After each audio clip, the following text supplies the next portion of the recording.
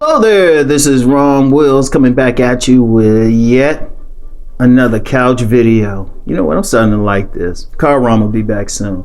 Anyway, professional men from the hood and their relationships.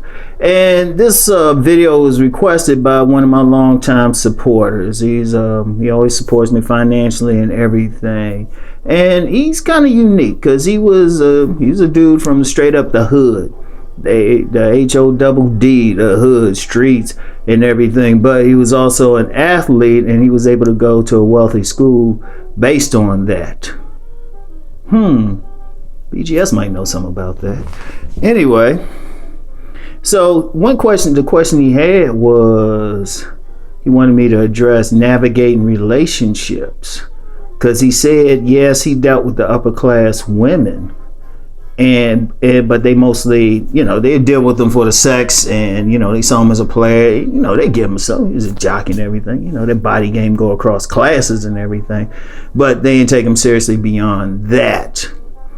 And that's a real issue, because there are plenty of men, and just to be clear, because I always got to state this goes across races, across cultures. Somebody who comes, a man who starts off in a rough community or something, and then rises to the top. Because just real quick, just to understand it, like you get a woman, she can go from very poor to very rich with just her vagina.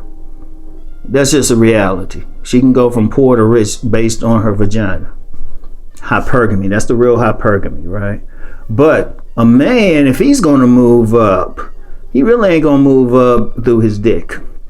A man got to use up here. He got to be smart. Yeah, even if he plays ball or something, he still got to hang in the school, whatever school he's put in.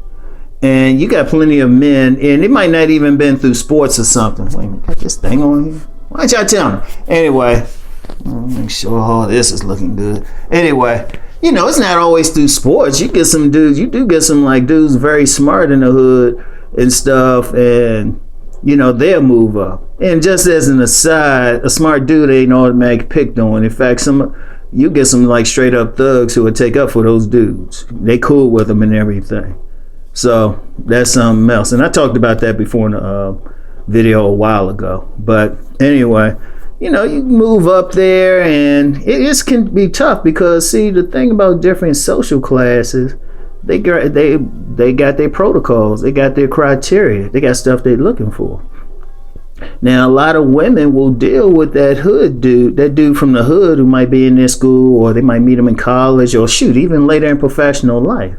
But the thing about that hood dude, he still got that hood in him. No matter how refined he gets, whatever, it's still there. Understand, psychologically, children's personalities, a person's personality is strongly formed in their first 7 years.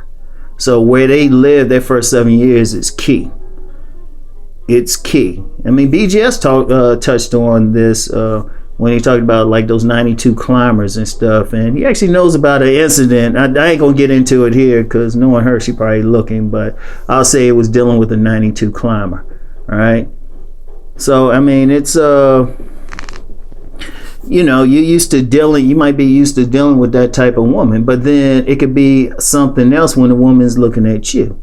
Because remember, when you look at those higher classes, like, okay, we said the 92s, you got two types of 92 octanes, right? You got the 92 climbers, they might have come from the hood or something like that. They'll click with you. But, you might have dealt with those 92s who came from upper middle class, like upper class neighborhoods, like from moment of birth.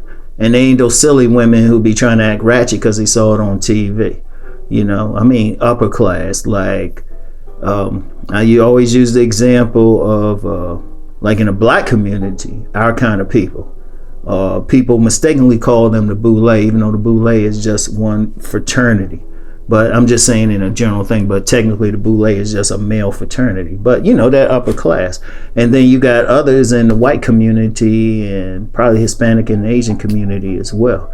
They're on a different thing. And see, part of their thing is, physical attraction and everything, but they're also looking at pedigree and everything. And it's like, can I take this dude home?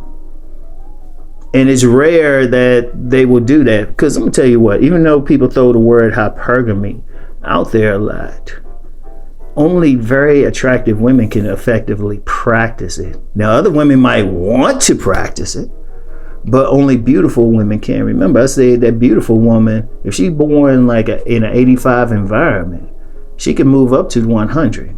In fact, a lot of 100s are like, a lot of 100s, if they hit the genetic lottery a little bit differently or wasn't as blessed, would be 85s. That's a real talk. That's a real talk. But then it's just them. Most other women, the overwhelming majority of women, stay within their class and whatever social protocols there when they look for a mate. Remember, the root word of relationship is relate. So, so you get some hood dude, and no matter how much they try, they still gonna have that hood in them. They still gonna have something in them.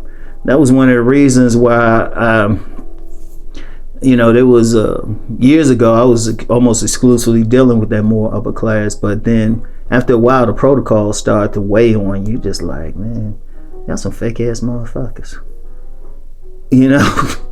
Seriously, the fake, it's good public behavior and all of that, but you also see the fakeness if you deal with them long enough, right? So it's just like, I couldn't deal with that, because I was the type, people wonder how I could still get along with the janitors and even street dudes sometime, despite working in I'll just say, highly bougie environment. It's like, grew up around them. And trust me, the women, I'm gonna tell you the truth, and this from personal experience, when I'm dealing with different women, it depends on their social class, how well I get along. Now, I said I've dated a lot of 92s, but a whole lot of them were climbers. And not always like some like ratchet climber. They could have been a climber from an 87 family or 89 family even. Right, that was mostly, and I dealt with a few who were from those upper classes, but it was always some dumb stuff, because they always looked at you. One of the things, it was never just your personality or even what you did or pedigree or something. Sometimes it was like on some little things. It was just like, yeah, it could be you just wearing certain casual clothing. Because I remember when I lived in this building in Northwest DC, Embassy Row, Massachusetts Avenue, Embassy Row, basically near American University. And there was a young lady named, bougie as hell, definitely upper class and everything. But there was just little stuff that just went the fuck out of me. She's fine as shit, but just annoyed, Now I ain't get with her. I got with a few others, but then there was always that little thing. You'd be like, always had to be on your P's and Q's, and after a while, I was like, man, I ain't doing all that for anybody. This is who I am. You either deal with it or you don't. So it can be tough. Let me tell you what, it can be tough for a lot of dudes, especially the hood dude who worked his ass off to get out of that hood thing. Now he could probably get some play from the upper class women, depending on his look, his body build, his charisma, and all of that. He definitely gets some short term, but trust me, when I say at that level, there's a lot of political stuff there. Like, a lot of those marriages, when they do get married, this goes across races. Ain't based on no damn love. Or, y'all just click at stuff. There's a lot of stuff. It's like, well, what's your pedigree? What's your family like? Because they looking at that too. They say, well, shit, can we bring your family around? Oh, they all get her. I don't know if we can bring them around here. Seriously, they'd be looking at all of that.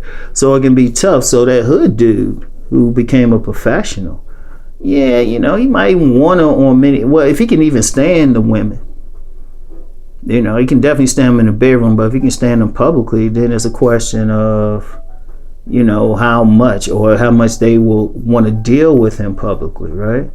Because there still might be a part of him that's still good with that hood girl. Even though, logically in his mind, he knows she should come up from it. And indeed, if that was part of his imprint, that's pretty tough. Now, I've been talking about the womb imprint a lot, right? But there's still a male imprint. See, the man is imprinted by the first diva type of woman, whether she accepted like diva, princess, alpha, the true alpha female, like feminine, beautiful, and all that. You know, if that was in the hood and she was kind of a hood chick, you know, and she accepted him, well, he's looking for that, and plus the first woman he actually had sex with, which could have been a hood chick. So, you know, even when he goes up there, it could be, you know, it could be tough dealing on a subconscious level, dealing with it. Like I said, the men, we got that imprint too, but ours is up here. It's easier to break than a womb imprint, but a lot of men stick with it, you know. And I would just say, and it's all a mental thing. It's all a mental thing. The actual physical sex part is like, that's just a part of it. Right, so it could be tough. It could be tough for that dude, because then he's going in different worlds and stuff. Yeah, he has that power to move in different worlds and probably date women at different levels. But if he's that guy, he trying to do that player thing and trying to do something serious, it can be real tough. It really is. It really is short. Like long term, very tough. Short term, oh yeah, easy. All he has to do is show enough of that self. Boom, he's in there. In fact, you get a lot of players at the professional level who got some hood in them. You get a whole lot of players who got some hood in them, and they from that, you know, you look at their past, they got that edge, all of that stuff. But it could be very tough to settle and just get a serious relationship, because all men ain't trying to be players.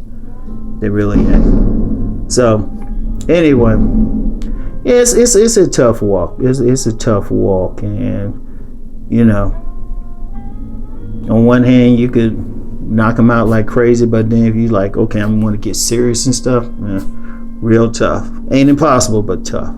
So anyway, that's all I have for this one. I'll get back with y'all later. Peace.